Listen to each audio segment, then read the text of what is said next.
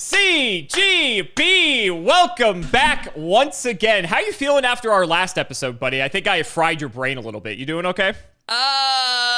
Something summons, and then you summons, and then you summon more summons, right? I've got this. It's great. I'm ready. It's Yu-Gi-Oh. It's free. Yeah. And so, is it free? I wanted to, and everything's free. Everything's free, CGB. And so I wanted to give you a break. I know all of the different summoning mechanics we have can be a bit overwhelming. We'll continue on that fun in the future, but we're going to be going over today what I think are some of the most broken Yu-Gi-Oh cards of all time. And so, well, at least what I'm going to be showing you might think are the most broken Yu-Gi-Oh cards of all time. So your purpose is twofold today. You're going to evaluate the card, of course, and you have to guess at if it's broken enough that it did serve time on the ban list. How do you feel about that? All right, classic video with you. This is basically the art of the was it banned video right here. So I've got this. I've done this before. And it hasn't always been bad. We're gonna put all of your previous videos knowledge to the test. You've got your notebook. You've been studying every night. I've heard. You read your Yu-Gi-Oh notes before you go to bed, so you can be combo brained like the rest of us. So let's see if you could put that knowledge to the test when I show you your first card. But first, ELESTRALS Clash offers every card in the game for free. A digital card game where you have access to everything? I cannot begin to describe how insane that is. In case you're unfamiliar, the ELESTRALS TCG raised over $1.4 million on Kickstarter, making it one of the most successful trading card game Kickstarters of all time. Now we have the physical cards, people are loving the game, but now it's time for ELESTRALS to go digital. ELESTRALS Clash is a desktop and mobile client that offers seamless, fully automated gameplay, allowing casters to play ELESTRALS anytime, anywhere. And because every functional card in the game is free, imagine you want to get your friends into playing ELESTRALS. They don't have to feel like they can't compete because every card is available immediately. Again, every functional card in this game is free for everyone. They plan to monetize the game through in-game cosmetics, so they're not compromising on gameplay. The ELESTRALS team has proven that they can execute, but they need your help on Kickstarter once again to bring ELESTRALS Clash to life. Support their Kickstarter campaign now for incredible rewards such as exclusive alpha and beta access, as well as exclusive in-game and physical rewards for supporting ELESTRALS, some of which you can only obtain through the Kickstarter. Don't miss out. Click the link in the description to back ELESTRALS Clash today. Beta access starts in December. Sinister Serpent. There's something wrong here. This is like a level 1? Is that right? Okay. It's very small. 300 attack, 250 defense, reptile effect during your standby phase. If this card is in your graveyard, you can return it to your hand. What are your thoughts? Everything's free. Everything's free. Everything's free. What can you remind me? I haven't written down my phases in a while. Okay. Yeah. When is that standby phase? So the standby phase is similar to Magic's upkeep. The difference is it happens after the draw phase. So in Yu-Gi-Oh, the phases are draw phase, standby phase, main 1, battle phase, main 2, end phase. Most busted cards of all time, huh? Most busted cards of all time is the theme of this. Would you start with a stinker? Would you start with a little stinker? I mean, I think we're starting to get to that point where you and I have known each other long enough that the mind games are really coming to a head here. Right. But it doesn't really matter because what I'm supposed to figure out is this card a stinker? That's the real question. Is this little reptile a stinker? So, if this card is in your graveyard, return it to your hand. Now, in Magic, I would be like, oh, hand is fine. You have to recast things from your hand. You have to use your limited resource of mana to cast things from your hand. But what's a limited resource in Yu-Gi-Oh? In Yu-Gi-Oh, why not just put it on the battlefield? It's probably even better that it returns to your hand because then you can discard it or use other effects for it. So it becomes a free resource. And as it is, right, you sacrifice these to do a certain summon. What was it called? Tribute summon. So even though this is a 1 level monster, you sacrifice this to play like your levels 5s and 6s, right? And as long as you get this to your graveyard somehow, or just in circulation, because if it's your hand, you play it, then you sacrifice it, and then it comes back, and you just always have this resource.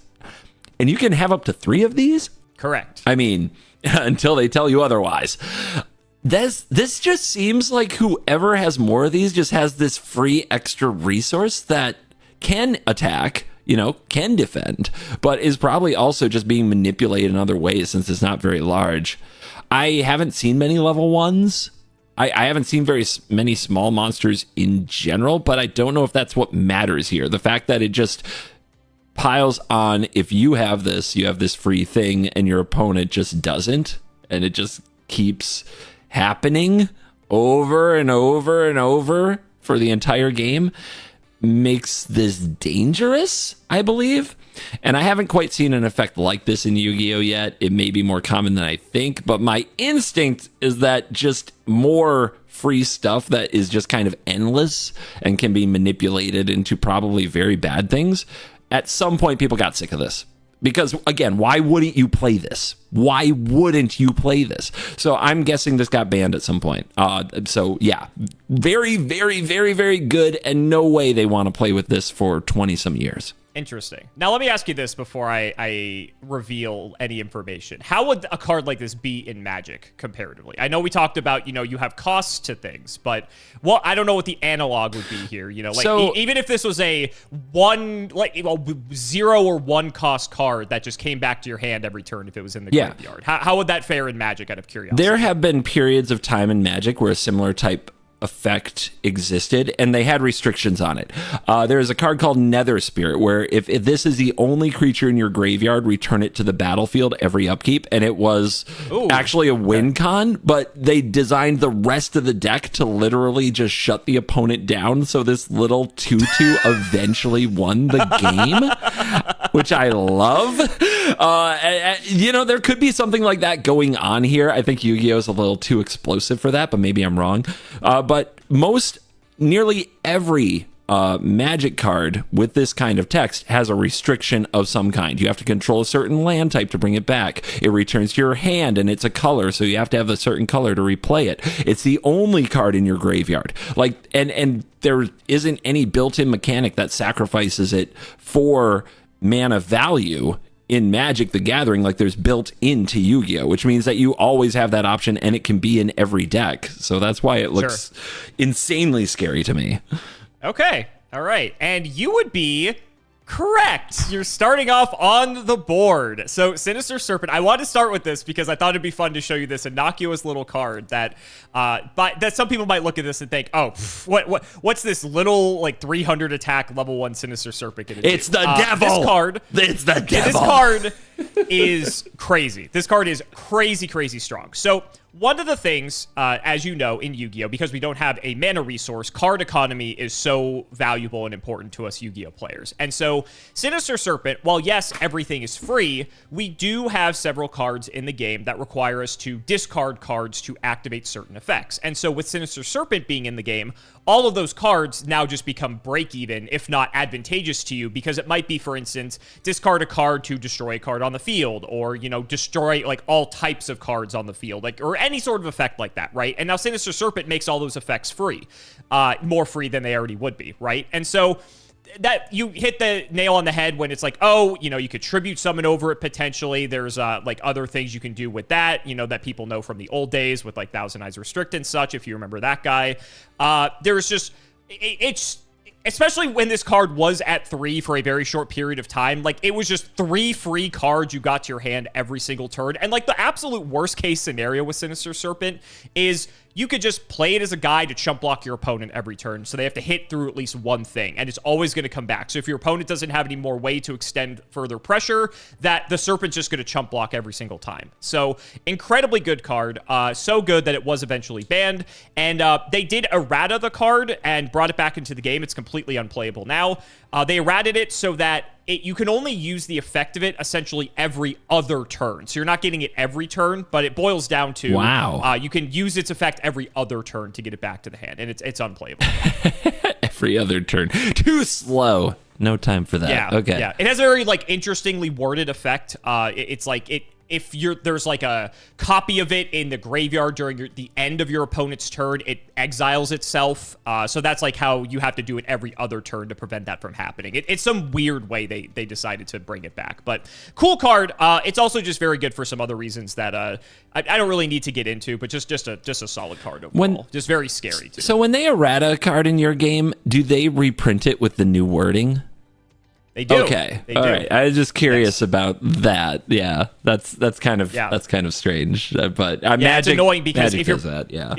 if you're playing with these cards in tournaments, then you need to have the most updated text version of it. You can still play with the old one, but as long as you have a copy of the newest version on you, then that's okay. All right. So you're on the board. We have a spell card coming up next, and what did you think about this one? Graceful Charity. Spell card. Draw 3 cards and discard 2. In Magic, this is totally fine. There's so many of these in Magic. There's so many of these, but none of them cost 0, do they? In fact, usually they cost 3 mana, which means you can't play them in your first 3 turns. How good would Graceful Charity be if you couldn't even play it in the first 3 turns? It'd probably still be pretty good.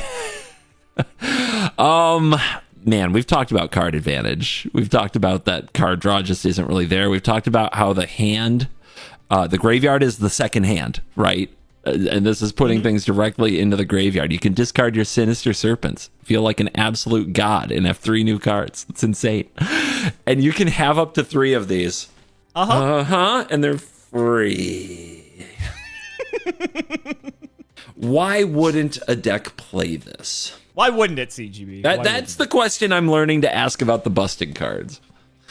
If graveyard disruption, hate, or abuse from the opponent, basically bringing something out of your graveyard for their benefit, was so popular, this card its stock might go down a little, but you could still just play around it. You could just discard. You choose your discards. You also choose when you play this. So, like, you start your turn by playing this. You discard the things, but you reanimate them. You don't pass it to your turn to let them reanimate them. Why wouldn't you play this? This looks so innocent. Looks so innocent. I know, look at her. Look at her. She's so innocent. But I don't think it's innocent. I'm sure it got restricted. It just feels like 3 of these starting any game with the player going, I play Graceful Charity, I play Graceful Charity, I play Graceful Charity. Ooh, look, my hand's perfect. Just seems terrible. It seems so bad. I'm sure that didn't last forever. I'm tempted. My initial gut reaction was, oh yeah, this got banned too. It's not as good as Pot of Greed, of course, but the selection is really good. I've cast a lot of draw 3, discard 2s in my life, and I paid mana for it and took turns off where that was the only thing I did and felt good about it in a very different game. So imagine if it was free. Dude, it would be banned in a heartbeat in Magic. Did it get banned in Yu-Gi-Oh?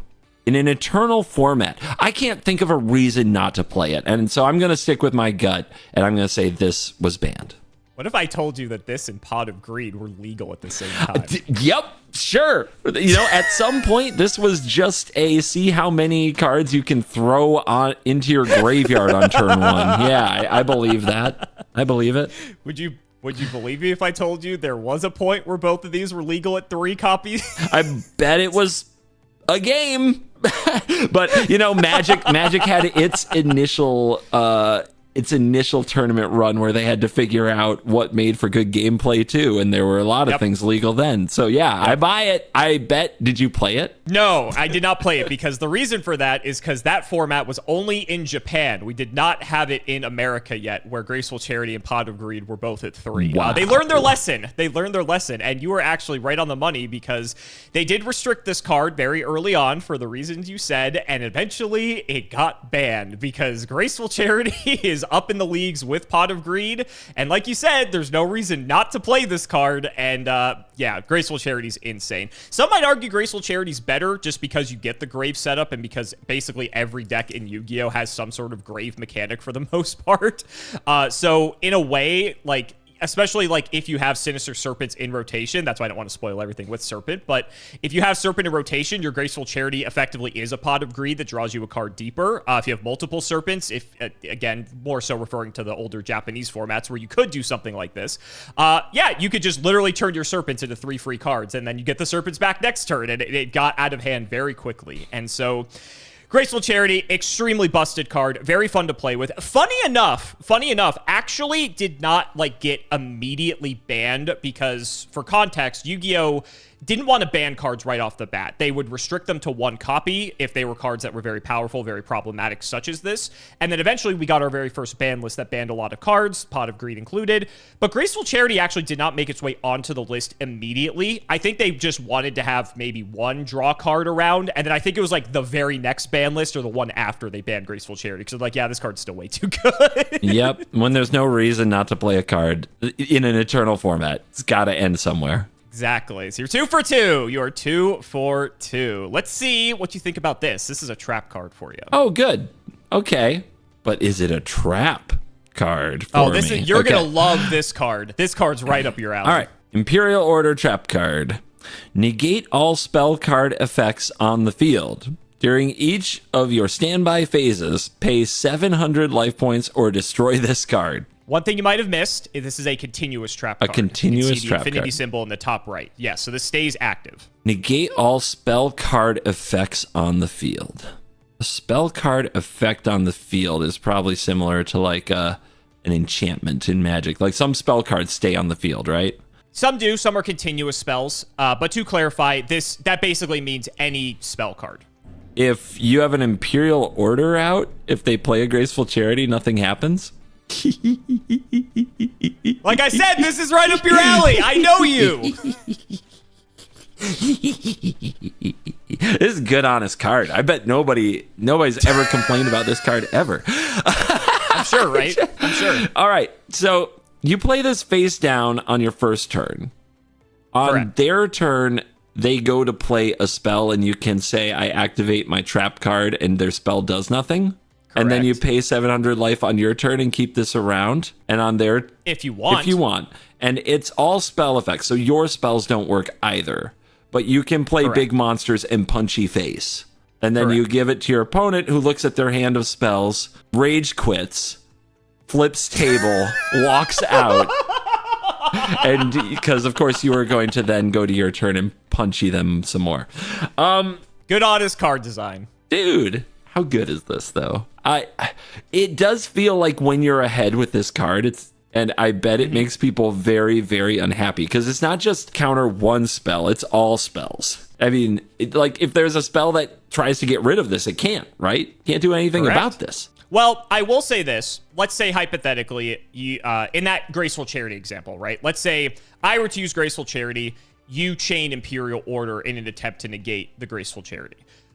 If I have another spell, let's say it's a quick play spell that I can use in response on the chain to destroy Imperial Order prior to the chain resolving. Sure. Imperial Order will no longer be on the field, so the Graceful Charity will still resolve. So there is a way, there's a small window for spells to interact with this card, but it's very narrow. Yeah, the counter of the counter has to be on the spot ready to counter the counter. Precisely. Yeah. If I don't have the counter, then See, I look at this and I'm like, finally, somebody playing honest, you know? Finally! Not letting these crazy chains of spells happen. Finally shutting down the nonsense, right? Good old blue-white control mage from Magic over here. Oh, God. But I'm pretty sure that players would get very tired of this. But is this a necessary evil in a game where everything is free? See, that's what you want me to think. Because you know my bias. You know I want to be like, this is fine. Why do you think I picked this card? You think I didn't pick this card without knowing that? Yeah. Please. I mean, I think the gross part of this card is that you can keep it around. I think that I think that there is potential for non-games, just very horrible games, because you can keep it around. I think that that's where it crosses a line. I think if it were just that one effect, maybe it could stick. But I think in the long run, the fact that you can keep it around is the disaster. I think that at some point people got sick of this card. Now maybe they only restricted it. How bad is it if there's only one? Well, then the feels bad's even worse, right? You had it in your opener. Oops, I guess you never played any spells. GG's. I know. I hate that logic where it's like, what if it's limited? It's like, oh, then you drew the then one it's worse. That's even better, right? Yeah. So you know what? Sure. Are we doing it? The funny part is the other two I was sure about. This one I'm actually not sure about. Okay. But I'm gonna say the sensitive nerds got their Imperial Order banned, at least at some point for a period of time. So banned. Final answer. Final answer. Will the streak be broken? Maybe. It will not, because you are correct. Yes. You are correct. People got very sick of this card very quickly. I think the biggest part about this is that it shuts down essentially an entire third of the game, right?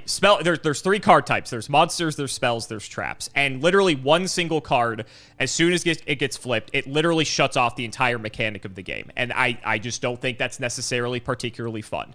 There are so many instances, like you said, where whoever has this card, they might just, make their opening play or like a turn 2 play, and then they set Imperial Order, and then they just feel like they're on top of the world because they have their like guys on the field. You can't board wipe them. You can't draw cards. You just can't do anything basically aside from just play monsters and play traps. And even by older Yu-Gi-Oh standards, which is when this is a very old card, it was too strong. Anytime this card gets flipped, you just hear the collective groan from everyone who's ever seen this card, because it's just like, oh, here we go, and there's just nothing you can do. As soon as the card's active, it feels like you lost the game immediately. So what they did actually, and I can't wait to show you this. So the card was banned for a very, very, very long time, and for some reason, someone at Konami decided, you know what? Let's bring this card back. Let's errata it, and let's bring it back. So I'm going to show you the errata, and I want you to tell me what you think about how they changed it. Let's jump to the text. Negate all spell effects on the field. Once per turn during the standby phase, you must pay 7... Bro. I'm not even going to finish that. What? What? Like, now they make you do the toxic part? Dude. Dude, did they think that it would stop us? Did they think us degenerate control mages cared about paying the life points? What are you talking about? What are you talking about? This is the only thing we want to do. If we die with Imperial Order on the field, we live the way we wanted to. Our opponent never got to feel like they beat us. We beat ourselves, and they still didn't get to play the game. This is insane. This is the most insane errata I might have ever seen in my life. So there are a couple key differences here. So the original Imperial Order, you did have the option to turn it off, right? Yeah. So during your opponent's turn, you activate Imperial Order in response to them using a spell. It's active their whole turn. Then on your turn, let's say you have like a Graceful Charity, a Pot of Greed, whatever, you could let Imperial Order go to the graveyard, so now all your spells are online. Or if you have no spells, just keep it up. Cool. So they did make it so that it is a mandatory effect, so it has to stay active. Once you flip it, you cannot get rid of it unless you have another card to interact with it to remove it from the field. Another key difference is that instead of paying 700 life points during your standby phase, it's during each standby phase. It says during the standby phase, so that's both you and your opponent. So it's 1,400 life points per rotation now instead of 7, which it does speed it up quite a bit. But it didn't matter because the card came back for one format. It was so broken that they banned it like the next format. It was just, I don't know. Everyone just has no clue why they brought this card back into the game. It is just not fun. And even more so, it became even worse by modern standards because the presence that spell cards have in modern Yu-Gi-Oh! Is even more so than they did in older Yu-Gi-Oh! And so we don't know what the fuck they were thinking, to be honest. Yeah, for real. What a card. What a gameplay experience. It's incredible. Yeah, so fun, right? So fun. Speaking of fun cards, we got another one for you. See what you think about this one. Dark Armed Dragon. This is a level 1, 2, 3, 4, 5, 6, 7? Level 7? Mm-hmm. Monster Dragon effect. The attack is 2,800. The defense is 1,000. Cannot be normal summoned or set. Must be special summoned from your hand by having exactly 3 dark monsters in your graveyard, and cannot be special summoned by other ways. You can banish 1 dark monster from your graveyard, then target one card on the field and destroy that target. It says you can. Does that just mean when it enters? No, so that would be an ignition effect. So the whole first part of the text is its summoning condition. Then the last sentence, you can banish one dark monster from your graveyard, target a card on the field, destroy that target.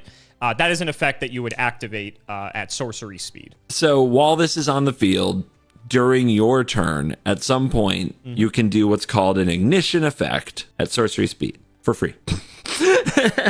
Does it? Well, technically, this has a cost, CGB. It says you have to banish a dark monster from your graveyard. Okay. You only had to have 3 of them in your graveyard to have it. I'm sure that might be doable. That's a cost. Okay. It doesn't just say target a card on the field, destroy it. I'll push back on that. 3 dark monsters in the graveyard. I think we've talked about that dark monsters are popular. I feel like I've seen a lot of them.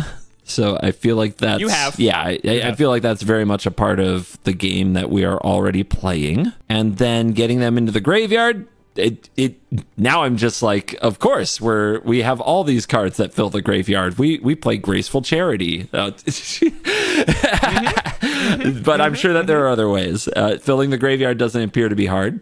You said it, every deck uses the graveyard. Having exactly 3 in your graveyard is interesting. That means if you end up... Why do you say that? If you end up with 4, you can't do it, right? Mm-hmm. Yeah, exactly 3. How hard is that? You're trying to think about like gameplay and when you attack and this goes to the graveyard and then you cast a spell and discard something and that goes to the graveyard and you discard something for an effect. Like you have agency here. If the opponent does some kind of response though that kills another monster or makes another monster go to the graveyard, then you kind of get turned off from doing this. Maybe that's really rare though. That sounds a little crazy. But if the graveyard is so popular, maybe it's not. Oh my goodness. The effect in play is busted, right? Like just You tell us? Any card on the field, when you play this, you have 3 dark monsters in your graveyard. You can use this the turn after you play it. Like anything on the field, just bang. Bang. If this is around the next turn, what are you doing? But bang. Oh my gosh. It plows the way and takes out the best thing your opponent has on the field. Takes out various, like, what was that card that doesn't let people attack? It gets that. Yep. So, I mean, good meat and potatoes there. Every deck loves this.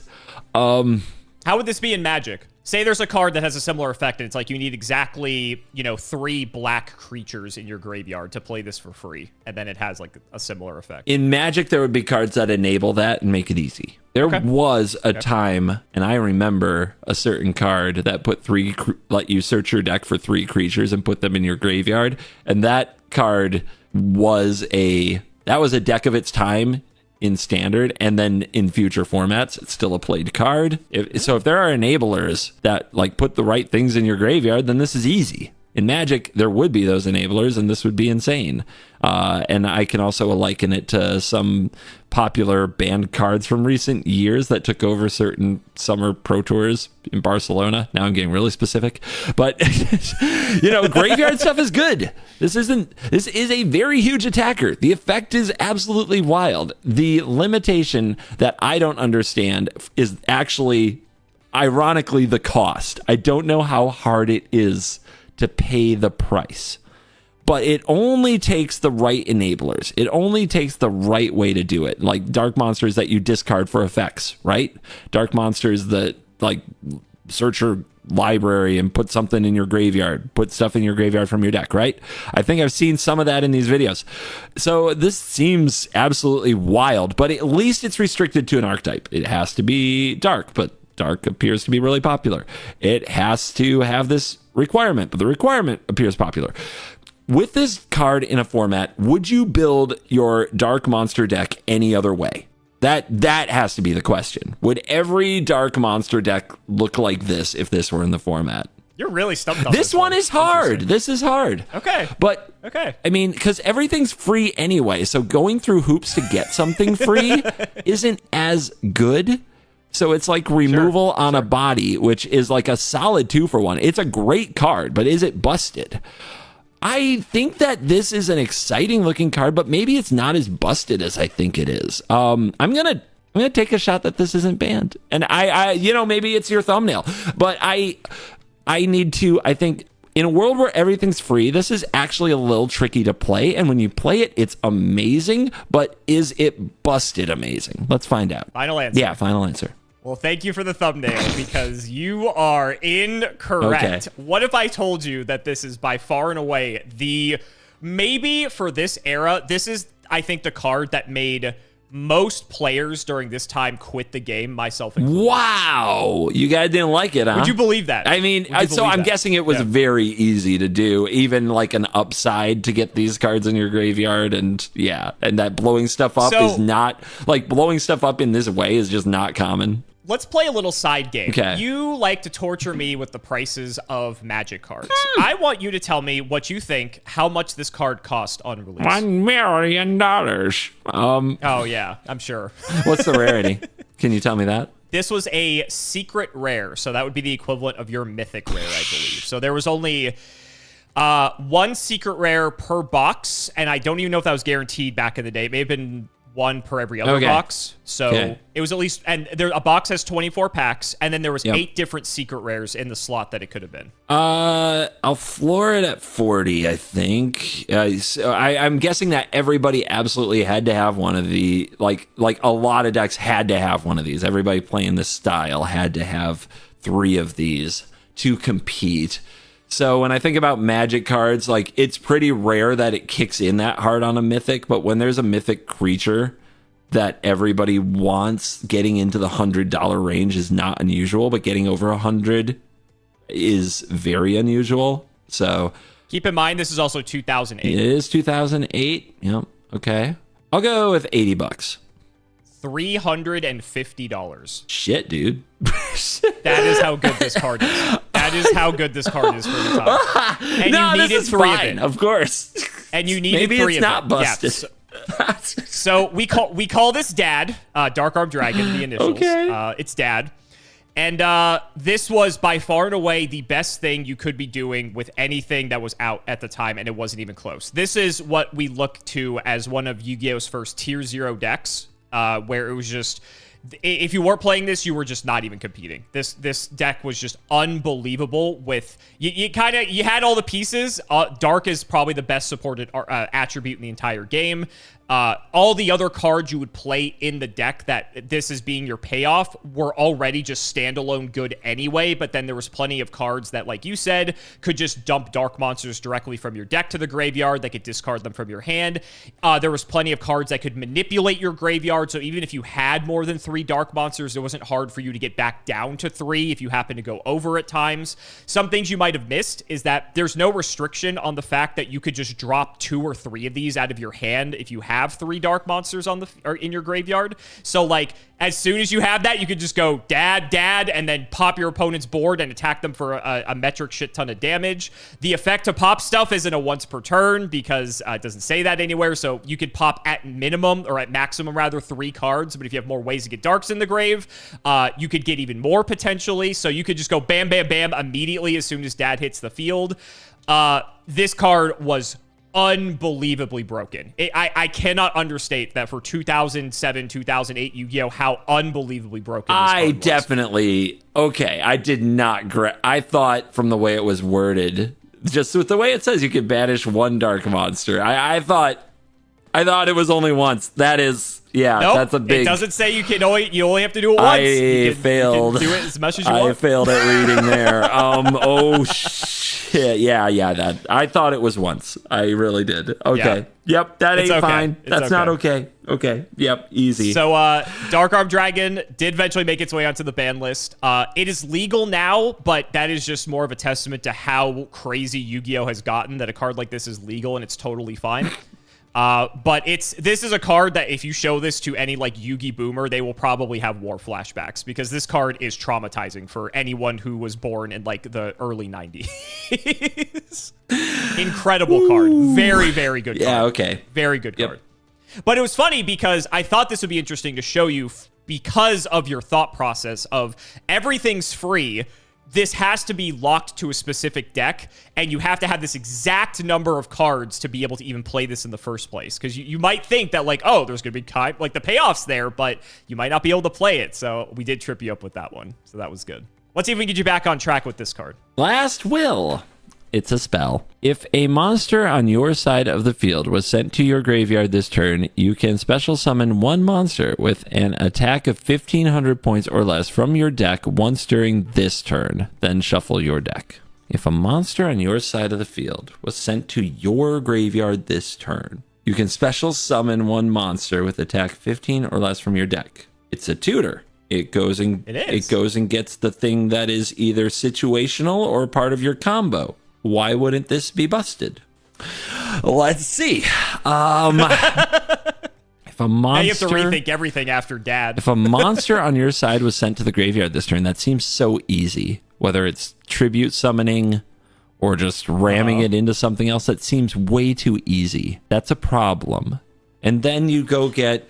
So all it takes... And then we get into the classic chicken or the egg, right? All it takes is for certain combos or certain cards to be too good. And this is just 3 more copies of that. If you run what's the silver bullet strategy, like the card that specifically hoses somebody else's deck, you have basically 3 copies of it with this, assuming the cost is easy to pay. And I think it is.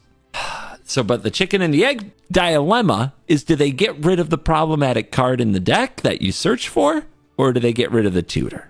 Magic has done both in the past. I believe doing this video, Yu-Gi-Oh! Has done both. Okay. So I can't just lean on a consistent strategy around making the ban list, because why would that be useful? Exactly. Can't make it too easy for you. Yeah, these games have to be something. I mean... There's no way as a 3 of it stayed legal. If you restricted this, I think that we talked about restricted and how it doesn't make it better for some things. I think it makes it better for tutors in a sense, because the consistency is the primary problem, but you don't want things to happen never, because, you know, assembling combos is cool. People like them. Yeah. So you like restricting might be an okay solution for this. Easy requirement to meet, I think, and then you just always have whatever is currently busted. Why would decks not play this? If they literally didn't have a good creature to fetch, that doesn't seem like the game. This game seems like there are many things that are very good, and that creatures are a big part of it. Every deck with creatures, especially those with 1,500 or less that have special particular matchups that are good or just great combo potential. At some point, this got banned. I could see this staying restricted. I actually think restricting does a lot for this, but eternal format, lifetime stuff, it would take up a spot in so many decks for so long. How are they going to sell new cards? So, sure, let's say that this got banned. Would you believe me if I told you I'm showing you the errated version of this card? Okay. Would you believe me if I told you the original print of this card said anytime a monster is sent from your field to the graveyard, not just once? What? It stayed on the field? It was continuous? So the effect lingered for the turn. Okay. So during that turn, every time... What? What? Okay, obviously that got changed. Obviously, that was not okay. Wow. Yeah. So the original printing of Last Will, which was in Japan, because obviously everything comes out in Japan before we get it everywhere else, that is how Last Will functioned. And that arguably made Last Will, maybe in its pre-errata form, maybe the most broken Yu-Gi-Oh card ever printed. So much so that it made Exodia a tier 0 deck in Japan, and it was literally a solitaire format because it was so easy to assemble the 5 pieces of Exodia and just kill your opponent because of the fact that Last Will was worded this way and at 3 copies. And so they learned their lesson before they brought Last Will over to the rest of us and gave it this once per turn, or only once, I should say, use of the Last Will. But even in this errated state that you are seeing Last Will, which for a lot of us is how we initially interpreted the card, because we didn't know that it even worked like that at the time in Japan and the Asian territories. Last Will, you are correct, is banned and is still banned to this day because this card just enables way too much. It is just, like you said, eternal format.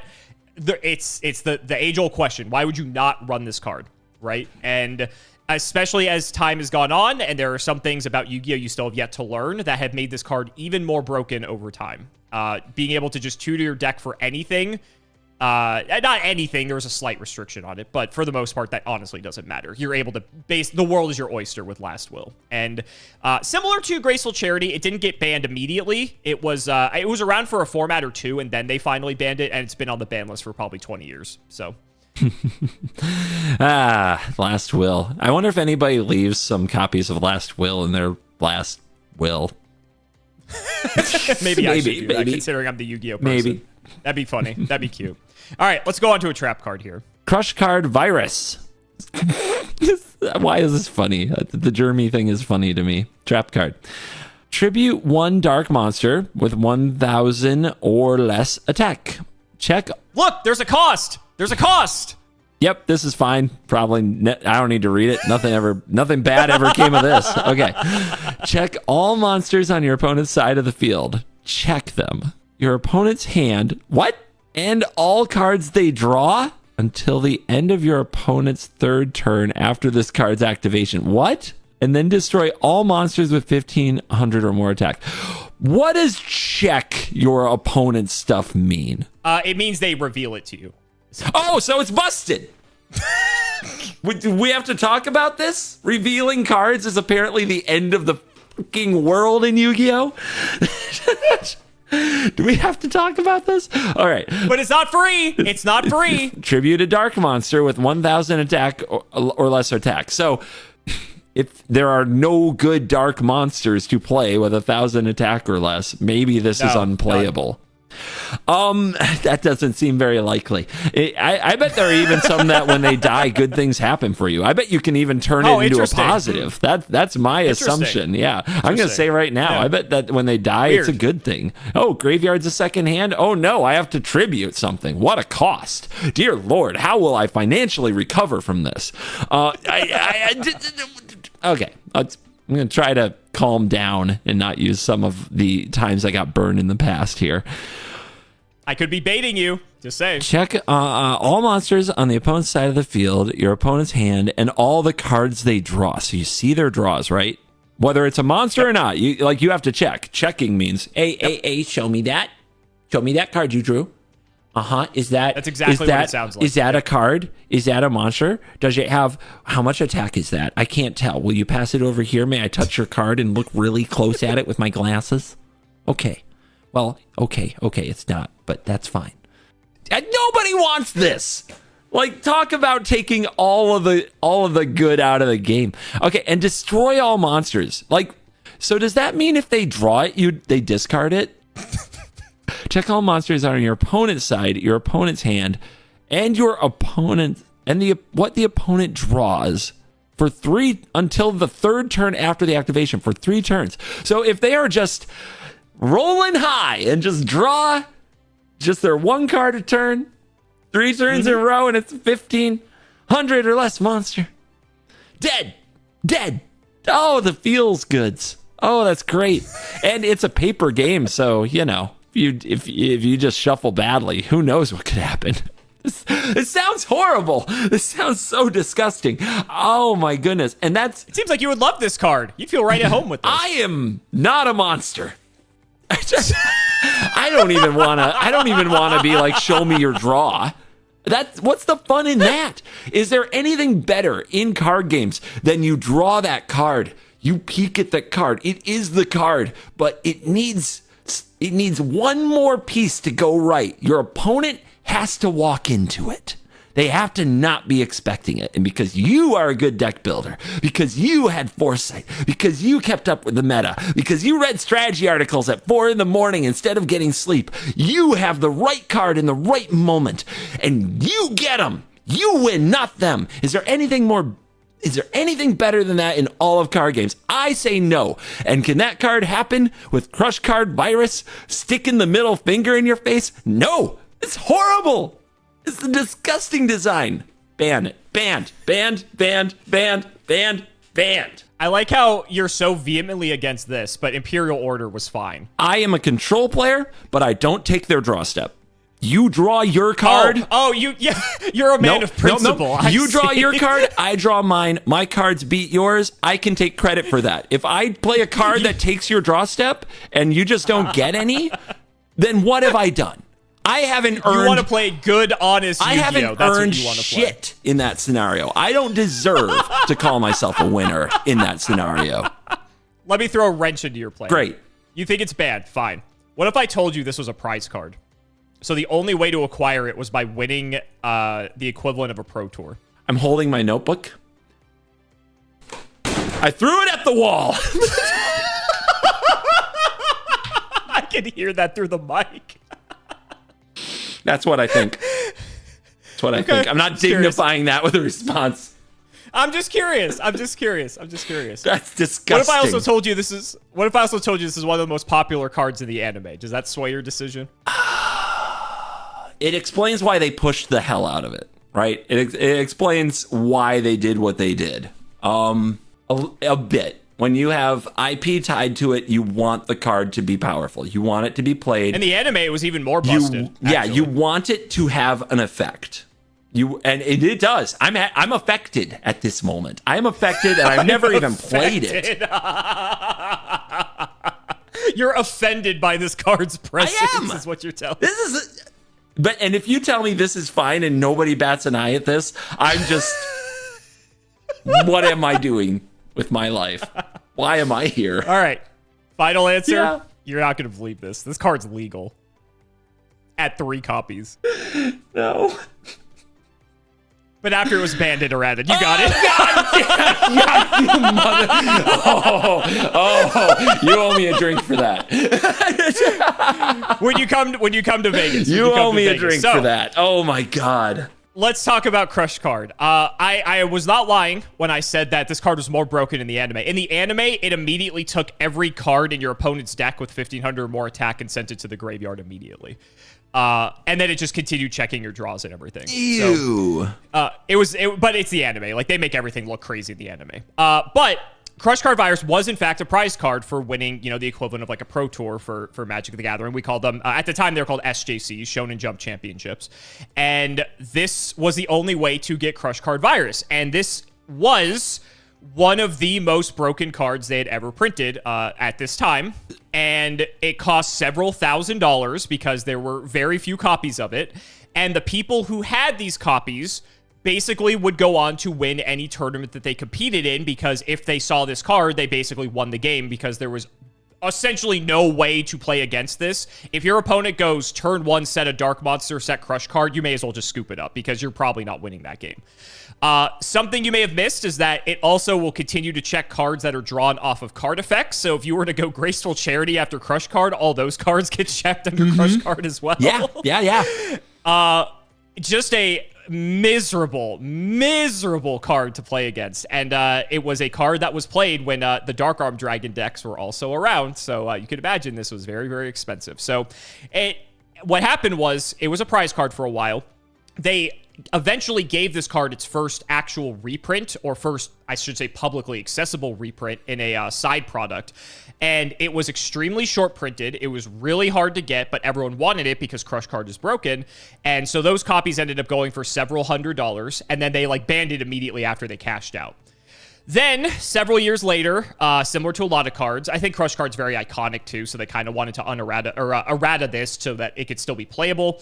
They errated it. The effect was really, really bad because it had a major downside in the errata, so now it just sees no play, and it's totally fine.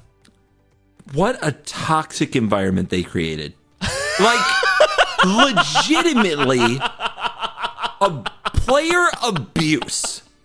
You guys are all everybody who still played the game through this, you're probably owed some form of a nice friendly booster pack. All right, you are probably owed something for enduring this to this day. All right, this sounds like the worst environment I've ever heard of created by a card game creator. It sounds. I would. And you play Magic. When was this? 2007. If this happened today, the internet YouTube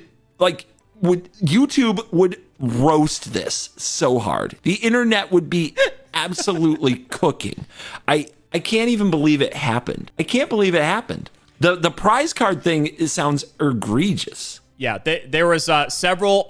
I would say every prize card during this time, they would have one prize card per year, so like per tournament cycle, and all the prize cards during this time were on this power level of crazy. I think Crush Card was probably the biggest offender, but all of them were in their own right extremely powerful cards, and they eventually stopped doing that because people, I think, were getting really upset by the fact. So now all the prize cards are more just like symbolic. They're all bad. There hasn't really been a good prize card in ages.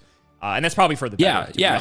Expensive cards, like really rare editions of cards, are totally fine.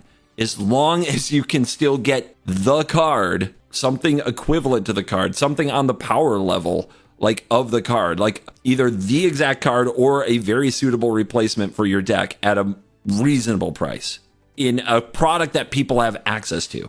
The idea of giving an Omega level S tier card only to people who win tournaments creates the nastiest rich get richer I think I've ever heard of in a card game. Yep, it was, and that's exactly how it was. It literally, the teams that won these would just pass them around, and they just kept winning tournaments. It was exactly like disgusting. Yep. This is disgusting. This might be the worst thing I've ever seen in a card game.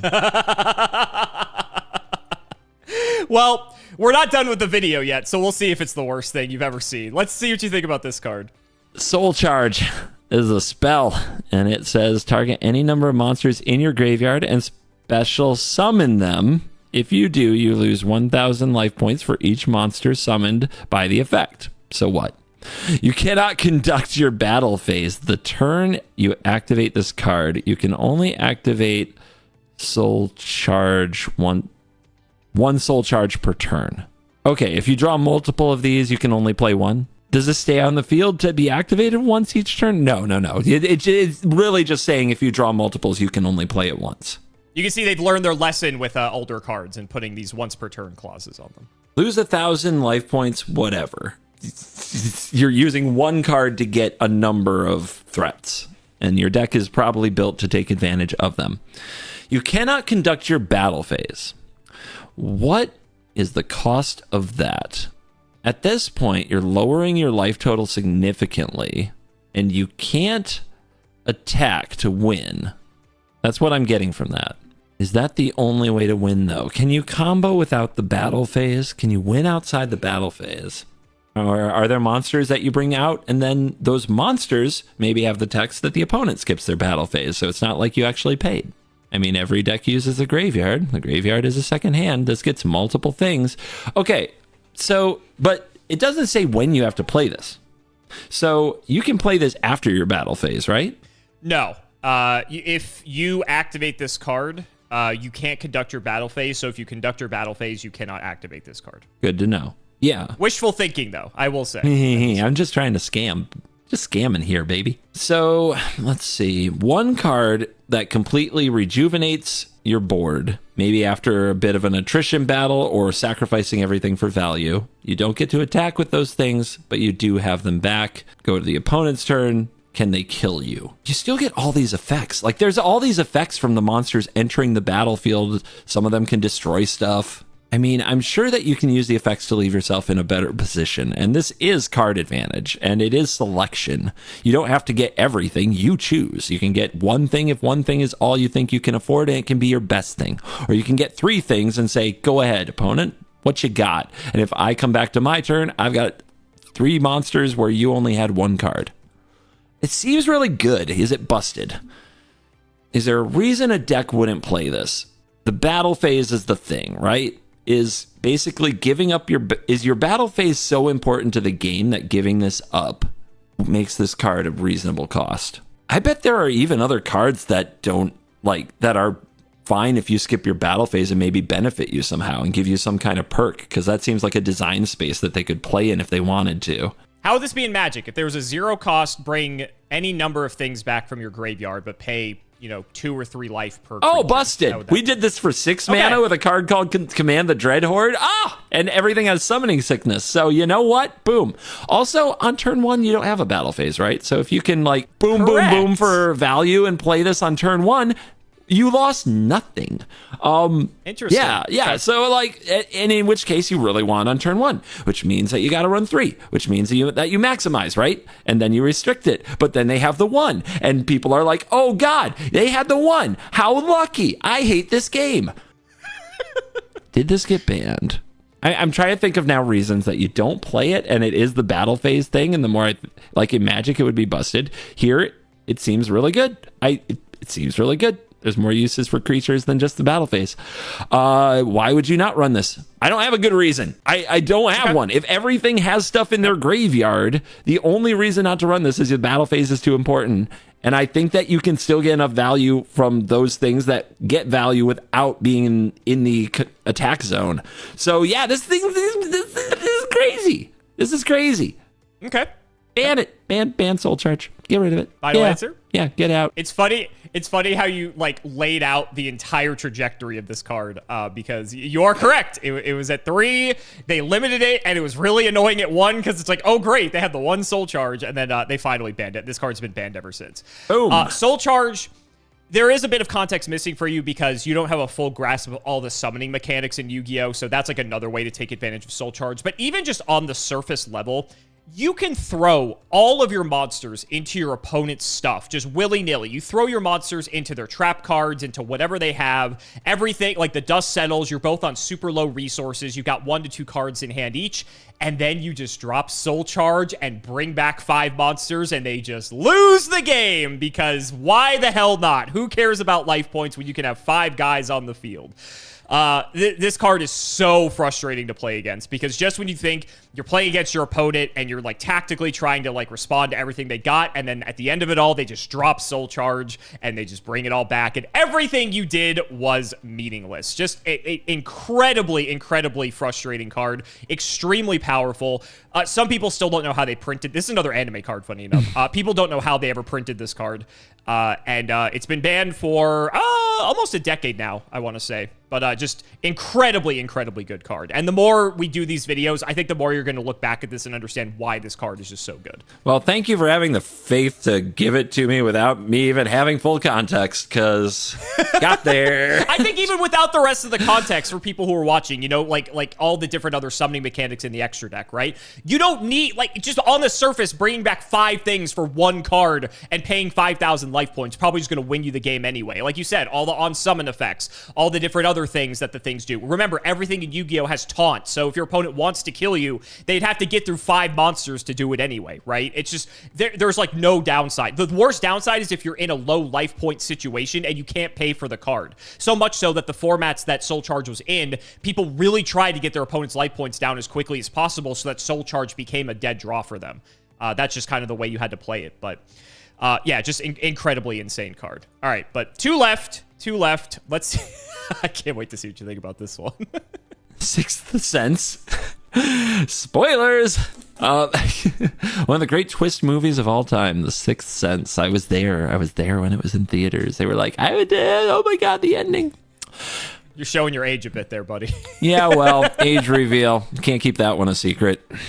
Doesn't need a virus to know that one. All right, trap card. Declare 2 numbers from 1 to 6. Then your opponent rolls a 6-sided die. Oh, good. I love where this is going already. Okay. And if the result is one of the numbers you declared, you draw that many cards. Otherwise, you send a number of cards from the top of your deck to the graveyard equal to the result. Declare numbers, so you declare 5 and 6. Then your opponent rolls a 6-sided die, and if it is a 5 or a 6, you win the game. And if it's not a 5 or a 6, you might win the game. You just have a lot of extra resources. You're just cooking. Cool card, huh? There's no downside. Why is there no downside? Why? What do you mean there's no downside? You can mill cards from the top of your deck to the graveyard. There's no downside. There's no downside in Yu-Gi-Oh! For the Sixth Sense. I think we broke it. Dude, let's go deep. Let's go deep. Let's go deep. Your Dark Armed Dragon might not have exactly three dark monsters if you don't win the die roll. Your Soul Charge might only have 7 targets.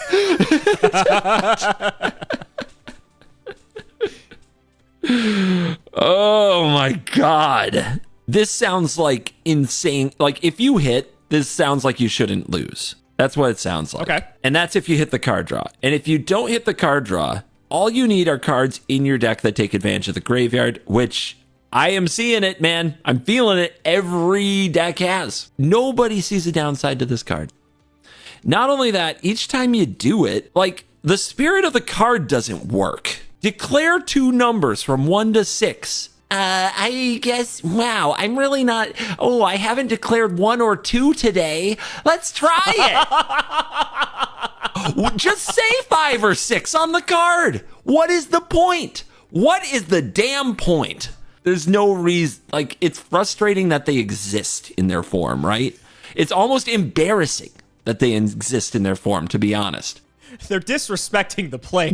Yes. It's so that when some new player sits down and it's like, well, 3's my lucky number, we all laugh at them and say, get good, scrub. Do you not understand anything about our game? And that's just a great experience. Maybe you want to mill 6. Maybe you do. Oh, yeah. Maybe you don't want to mill 6. Oh, no. If it loses you the game, great. I can't even imagine this in multiples. What? Ban it. That's it.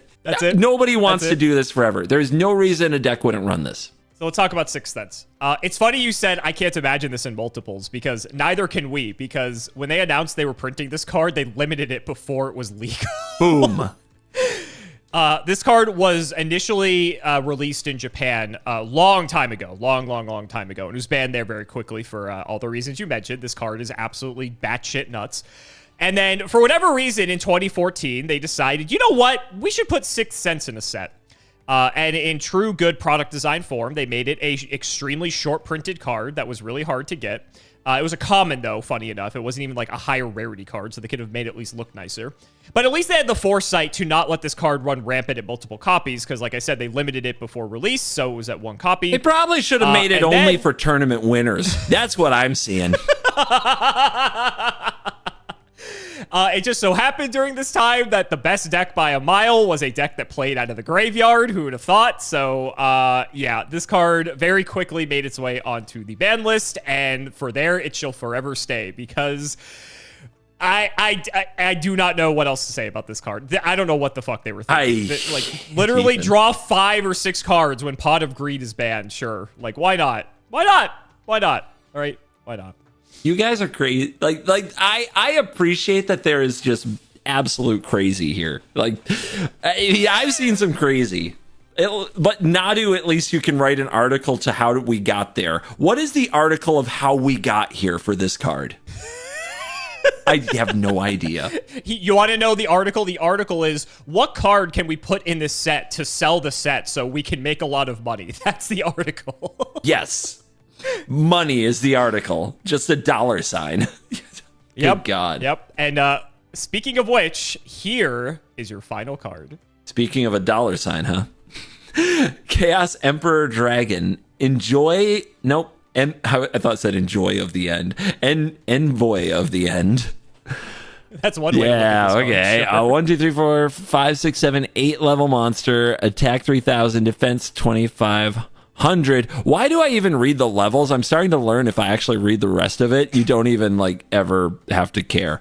Let's see. It's interesting that you're finally starting to pick up on that. That's good. Yeah. You're learning. Yeah. You're learning. This card cannot be normal. For what it's worth, Raren doesn't even read the stats. It could have 8,000 attack. He won't even know. He just straight up looks at the effect at this point. Getting there. This card cannot be normal summon. Whoa, you don't say. This card cannot be normal summoned or set. This card can only be special summoned by removing from play 1 light and 1 dark monster in your graveyard. Okay. By paying 1,000 life points, send all cards in both players' hands and on the field to the graveyard. Inflict 300 points of damage to your opponent's life points for each card that is sent to the graveyard by this effect. Inflict 300 points of damage to your opponent's life points for each card that is sent to the graveyard by this effect. Yours too go to their dome. Your cards that go to your graveyard go to their dome. So you figure out a way to get like your whole deck on the battlefield and they die. It's a combo finisher that doesn't need the attack zone. That we can ignore stages of the game and do this. Great. All right, you have to have one light and one dark monster in your graveyard, and that's the only way to play this.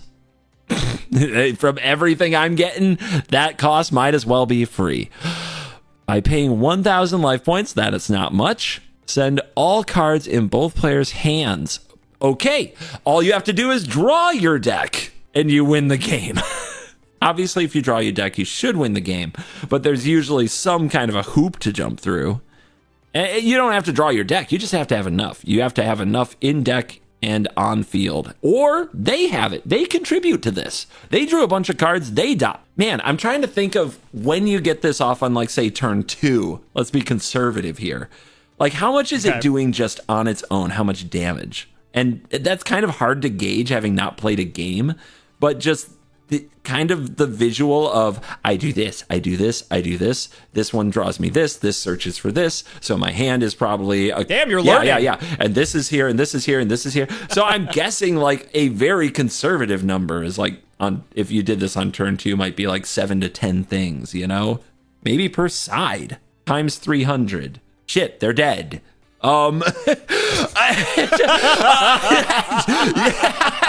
Okay. I think the math checks out. There's no way people did this for 20 years. Like it has its time.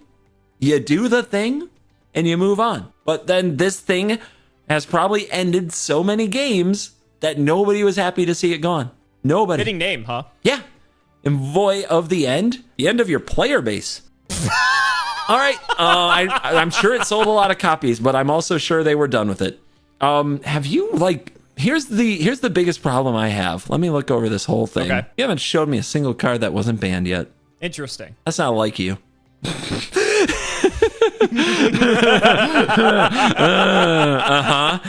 Were you just preying on my nature that I would eventually take a shot that one was not banned? And it was, of course, the one that I thought was fair, was just good old honest removal. There is no way, though. There's no way. One light and one dark monster. Doesn't seem hard. Like, I know dark is the most popular. Light was so-so for a while, but they printed way more light monsters. It's an internal format. I bet a light monster by now can't be that hard. 1,000 life points, not that hard. You do have to discard... You have to discard your hand and all cards in both players' hands and on the field. So it includes this. You know, this goes too. If both players are at absolute nothing, but your opponent is really low on life, like, say it doesn't kill them. God, is that worse? He just destroyed everything, and now we're gonna play. We're gonna play from this point. God, no, it had to be banned. I'm talking myself back into it because of the metagame. No, my gut says ban this card. Once we did it a bunch, once we got past it, it's over. It's done. Get it out of there. Nobody wants to do this forever. Nobody. Final yes, answer. It's my final answer. You will be disappointed to know this card is, in fact, legal. Okay. How old After it was banned for several years, because you are, if you could believe this, you are looking at the card that is responsible for the creation of the Yu-Gi-Oh! Ban list. Chaos Emperor is unbelievably broken. This card is so ridiculously pushed. It's insane. So this is like the first time where really we had these types of cards that interacted by banishing cards from the graveyard to summon them for free. And there are these just huge guys. If you recall, there was the Blackluster Soldier Envoy at the beginning from a few episodes back. He was sort of the counterpart to the Chaos Emperor Dragon. But the Chaos Emperor Dragon was by far and away always the more oppressive and broken card.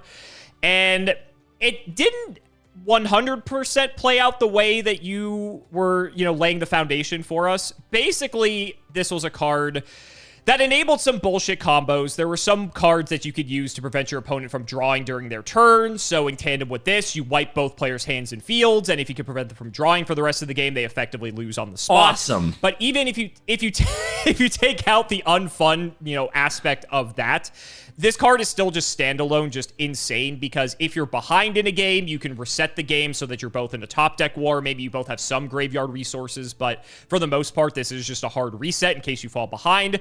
If you're ahead, if your opponent's at a low enough life point threshold that if you add up all the cards you both have, you can just fire this and just immediately the game is over because you just deal, 3,000 to 4,000 damage to them out of nowhere.